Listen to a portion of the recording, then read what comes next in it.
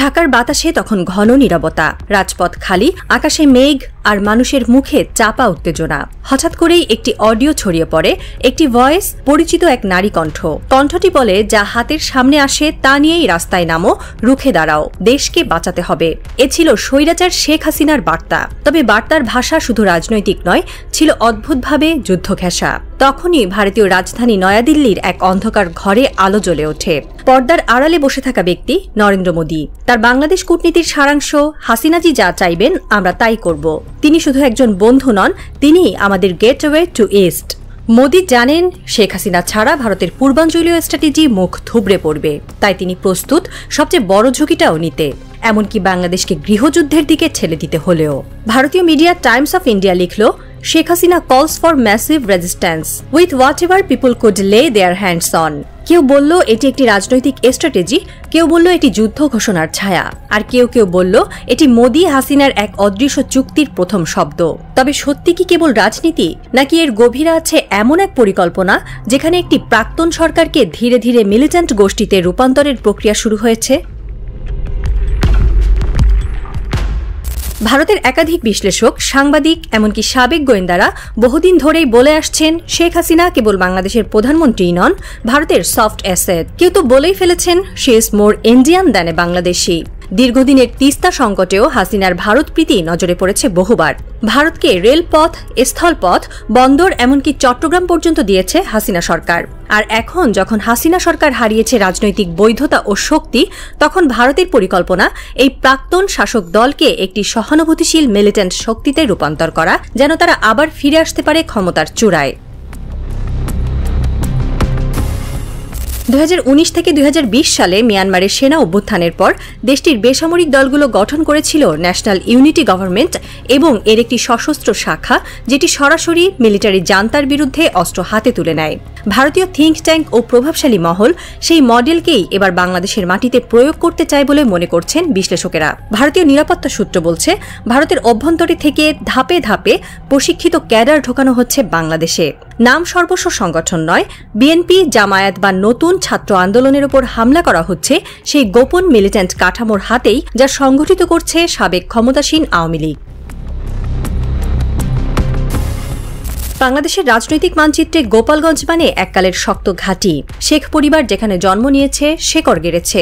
আর এখানেই ঘটল এক আশঙ্কাজনক ঘটনা, নিরস্ত্র ছাত্রদের উপর সশস্ত্র হামলা, পেছন থেকে গুলি, বোমা নিক্ষেপ, লাঠির আঘাতে আহত অর্ধশতাধিক। কেউ কেউ বলছে এটা ছিল ট্রায়াল রান। পুলিশ নীরব, প্রশাসন মুভ, আর ভারতীয় মিডিয়া তখনই বলছে Awami League on the ground despite the ban. Sheikh হাসিনার অডিও বার্তায় একাধিকবার উঠে আসে প্রতিরোধ, রাস্তা দখল, যা হাতের সামনে আসে তা দিয়েই যুদ্ধ করো। এই শব্দগুলো কেবল সাধারণ রাজনীতি নয়, বরং একটি বিপজ্জনক গোপন সংকেত, যেখানে সহানুভূতিশীল কর্মীদের বলা হচ্ছে সাংগঠনিক প্রস্তুতি নাও, প্রয়োজন হলে সংঘাতে যাও।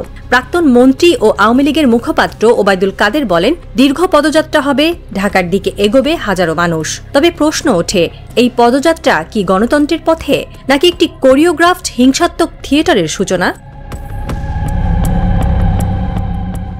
ঘটনার ঠিক পরেই ভারতীয় সংবাদ মাধ্যম দ্য হিন্দু ও TOI দাবি করে, বিপ্লব শুরু হয়েছে, শেখ হাসিনাকে সিস্টেমে ফেরানো দরকার, নির্বাচনে সবাইকে রাখা হোক।